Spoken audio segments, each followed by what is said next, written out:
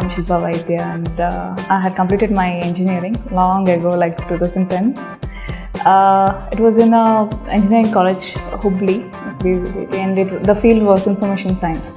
I was in Cognizant for around 5 years. I'll have to say this, that we do not have a career-oriented centers. Which subjects will drive you and it will support you in the future? There is nothing which provides you counseling in those areas. I would like to term it as shocks rather than the surprises. Because see, even in the IT industry, they have different domains. You have ITES, you have ITIS, you have IT. They were specific before taking in that are you ready to work in shifts, and these are the things which you are able to do. And we were titled for ITIS domain, which is infrastructure.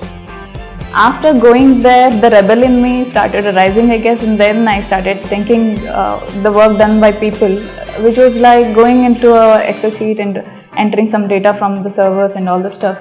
Since I'm lazy fellow, so I thought, why not learn VB script, spend 5 days, automate a script, which later on turned out to be like 18,000 working hours was reduced to 5 years.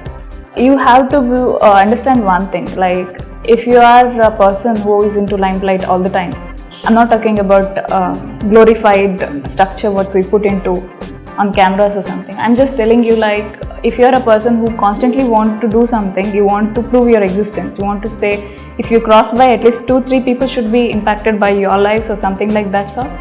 So training was one thing which was very pleasing and self-satisfying to me. I know one thing for sure, that this would eliminate what I don't want to be. Some of the options, if it is eliminated and said that okay, these are the things, you go and find out what is there in this, that would have helped a lot.